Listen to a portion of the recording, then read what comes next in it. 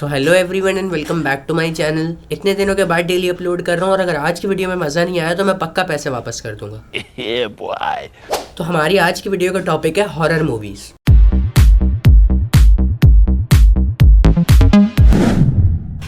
Horror movies की कहानियाँ ज़्यादातर सेम ही होती हैं। उसमें हमेशा एक फैमिली दिखाई जाती है, उनके अब्बे की जॉब की ट्रांसफ़र की वजह से उन्हें घर चेंज करना पड़ता है और जिस नए घर में वो गए होते हैं वो घर कहीं से नहीं लगता पर वीराना मंदिर ज़रूर लगता है। यही नहीं, अभी और सुनिए। तुमने कभी एक बात नोटिस करना, हॉरर मूवीज़ में हमेशा लाइट्स ऑफ ही होती हैं। हॉरर मूवीज़ में वो खाना खाने बैठे होते हैं तो डिनर के ऊपर वो चांद की रोशनी खिड़की से आके पड़ रही होती है, तो भाई बत्तियाँ किस लिए हैं? हॉरर मूवीज बनाने का भी सही है, बजट तो होता ही नहीं होगा, लाइटिंग तो वैसे ही नहीं होती। मस्त प्लान है। हॉरर मूवीज का पहला स्टेप जो हॉरर स्टेप होता है, देखो घर में ना 4 लोग हैं, माँ बाप बेटा और बेटी, लेकिन भूत हमेशा हमला करेगा छोटे बच्चे पे। बेटा तुमसे ना हो पाएगा। और फिर वो भूत उस बच्चे में घुस जाता है और वो ऐसी हरकतें करने लगता है जैसे 2 दिन से खाना नहीं खाया। और फिर अचानक घर में उन 2 बच्चों का एक दोस्त बन जाता है जो उन बच्चों को तो नजर आता है पर उन घर वालों को नजर नहीं आता। उसके कुछ टाइम बाद बच्चों ने दंगा फसाद में बचाया होता है, घर में WWE की रिंग बना लेते हैं। फिर एक टाइम पे आके बीवी को उनकी रियलाइज होता है कि हमारे घर में भूत है। वो अपने हस्बैंड को जाके बताती है तो वो बोलता है एज ऑलवेज भूत वूत कुछ नहीं होते, छोड़ दो, रहो। क्योंकि अगर वो बात मान के घर चेंज कर लेता तो मूवी कैसे लंबी होती, वॉच टाइम नहीं चाहिए। ये बड़ी अच्छी बात कही आप। अच्छा, अब मैं तुम्हें 2 डिफरेंसेस और कंडीशंस बताता हूँ। हॉलीवुड मूवीज में पेरेंट्स बच्चों से जाके पूछते हैं कि कुछ हुआ तो नहीं इस जिन विन वाले सीन के बाद, बच्चे भी लाइक नहीं कुछ हुआ ही नहीं। वहीं बॉलीवुड में बच्चे सामने से जाके पेरेंट्स को बोल रहे होते हैं कि हमारे घर में भूत है, वो मानते ही नहीं।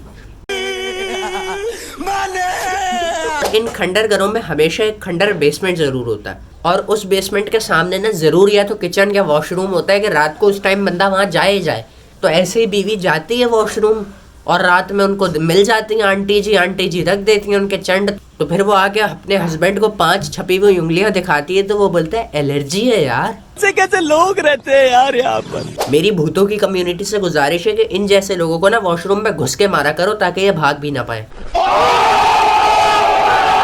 फिर एट द एंड भूत भाई बोलते हैं बहुत हो गई छुपन छुपाई, अब हो जाए। तो वो उनके मियाँ को भी चंडे मार देते हैं। अब जब सारे घर वालों को पता चल गया कि अब भाई कुछ तो गड़बड़ है, भूत है, चंडे पड़ रही हैं, उसी टाइम अमावस की रात आ जाती है। खत्म, bye bye, tata, good bye, गया।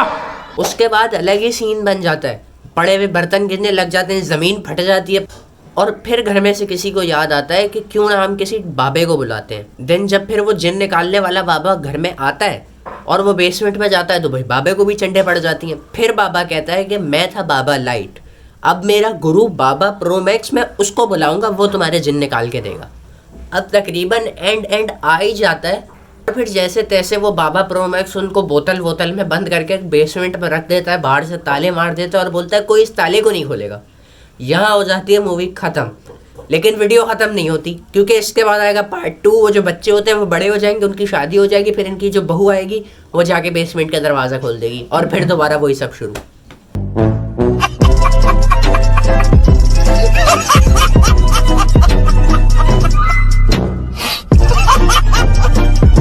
सो हेयर यू गो, आज की वीडियो में बस इतना ही। उम्मीद है वीडियो पसंद आई होगी। आइए तो लाइक कर दो, चैनल को सब्सक्राइब कर दो। मैं मिलता हूँ तुम लोगों से नेक्स्ट वीडियो में। टिल देन टेक केयर, अल्लाह हाफिज़।